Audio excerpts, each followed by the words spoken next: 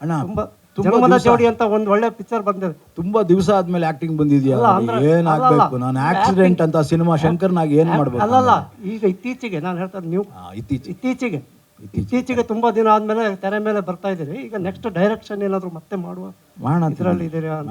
ಯಾಕಂದ್ರೆ ಇವತ್ತು ಕನ್ನಡ ಇಂಡಸ್ಟ್ರಿ ತುಂಬಾ ಒಂದು ಕಷ್ಟದ ಪರಿಸ್ಥಿತಿಯಲ್ಲಿ ಇದೆ. ಏನಿಲ್ಲ, ಕಷ್ಟ ಇಲ್ಲ ಸರ್. ದಯವಿಟ್ಟು ನಮ್ಮ ಎಲ್ಲ ಮಿತ್ರರಲ್ಲಿ ನನ್ನ ಮನವಿ ಏನಪ್ಪ ಅಂದರೆ, ಕನ್ನಡ ಇಂಡಸ್ಟ್ರಿ ಬಹಳ ಕಷ್ಟದಲ್ಲಿದೆ, ಅದು ಪ್ರಾಕ್ಟಿಕಲ್ ಆಗಿದೆ ಅಂತ. ಸರ್ ಅವ್ರಾಗಲೇ ಹೇಳಿದ್ರು, ಶಿವಣ್ಣ ಭಾಳ ಚೆನ್ನಾಗಿ ಹೇಳ್ದ ಅದನ್ನು. ಅದೊಂದು ಸರ್ಕಲ್ ಸುತ್ತುತ್ತೆ. ಒಂದು ಸ್ವಲ್ಪ ಚೆನ್ನಾಗಿರುತ್ತೆ, ಆಮೇಲೆ ಸ್ವಲ್ಪ ಕೆಳಿಯುತ್ತೆ, ಆಮೇಲೆ ಚೆನ್ನಾಗಿರುತ್ತೆ, ಉಳಿಯುತ್ತೆ, ಅದು ನಡೀತಾನೇ ಇರ್ತದೆ. ಹಾಗಂತೇಳಿ ತುಂಬ ಇಡೀ ಇಂಡಸ್ಟ್ರಿನಲ್ಲಿ ಟ್ಯಾಲೆಂಟೇ ಇಲ್ಲ, ನಿಮ್ಮಲ್ಲಿ ಯಾರಿಗೂ ಡೈರೆಕ್ಟ್ರೇ ಇಲ್ಲ, ಕಂಟೆಂಟ್ ಇಲ್ಲ, ಏನಿದು? ಎಲ್ಲವೂ ಇದೆ. ಅದಕ್ಕೆ ಸರಿಯಾದ ಸಮಯಗಳು ಸೇರ್ಕೋತಾ ಹೋಗಬೇಕು.